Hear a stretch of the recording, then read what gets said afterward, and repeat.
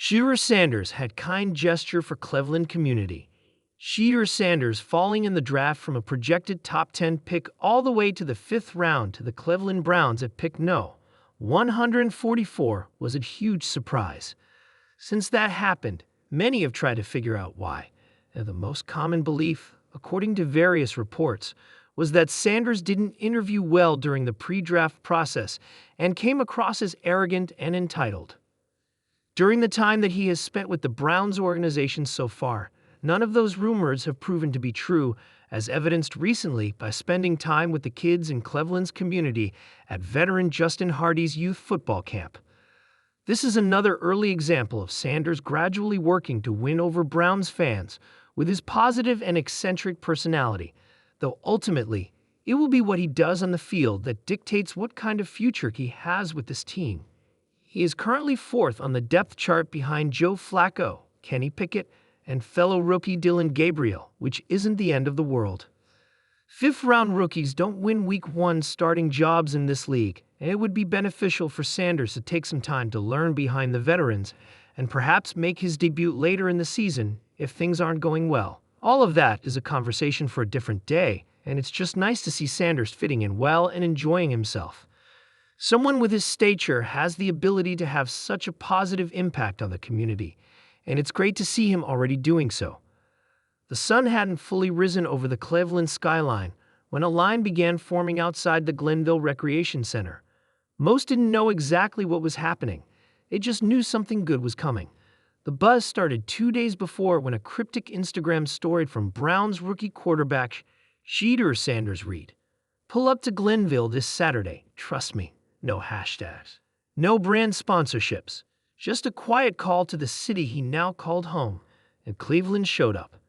Shedeur Sanders, son of NFL legend Coach Prime Sanders, had already captured the attention of Browns fans with his poise in minicamp and humble confidence in interviews.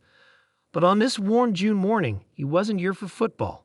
He was here for family, the kind you choose when you move to a new city. The doors to the rec center opened at 9 a.m. and revealed something extraordinary. Rows of tables lined with new cleats, backpacks filled with school supplies, free haircuts from local barbers, and booths run by small Black-owned businesses from across the city. At the center of it all, surrounded by wide-eyed kids and grateful parents, stood Shedeur. This wasn't some PR stunt. There were no national media outlets or flashy camera crews. Just a 22-year-old rookie giving back, quietly, intentionally, and sincerely. "Look, I know I'm new here," Shedeur said during a brief speech later that morning, standing on a folding stage in front of hundreds. "But Cleveland already feels like home, and home means you don't just take, you give." He paused, scanning the crowd of kids in oversized brown shirts, some holding Sharpies and footballs, others gripping free water bottles and waiting to meet their new hero. "I'll believe in me already. I feel that love every day. So I wanted to do something for y'all, something small to say thank you." For Shedeur, this event was months in the making. Even before he was drafted by the Browns, he told his inner circle that if Cleveland was his landing spot, he wanted to be more than a quarterback. He wanted to be a presence in the city, a mentor, a role model, a familiar face. He partnered with Glenville native and former NFL player Ted Ginn Jr. to organize the event. Ginn's foundation helped coordinate outreach to families most in need, while Shedeur quietly funded much of the effort himself. No donations requested, no press releases. "This ain't about headlines," Shedeur told Ginn. "It's about hearts." Inside the rec center gym, Shedeur moved like he had all the time in the world. He sat on the floor with kids who challenged him to a Madden match on the PS5s, set up in the corner. He handed out signed mini footballs and took selfies with kids too shy to ask for one. One 8-year-old named Jamari ran up to him with a homemade sign that read, "Future MVP, go Shedeur." And Shedeur didn't just sign it. He invited Jamari to the Browns' next home preseason game as his personal guest. "I don't care what people say," said LaToya Green, a local teacher who brought her 2 sons.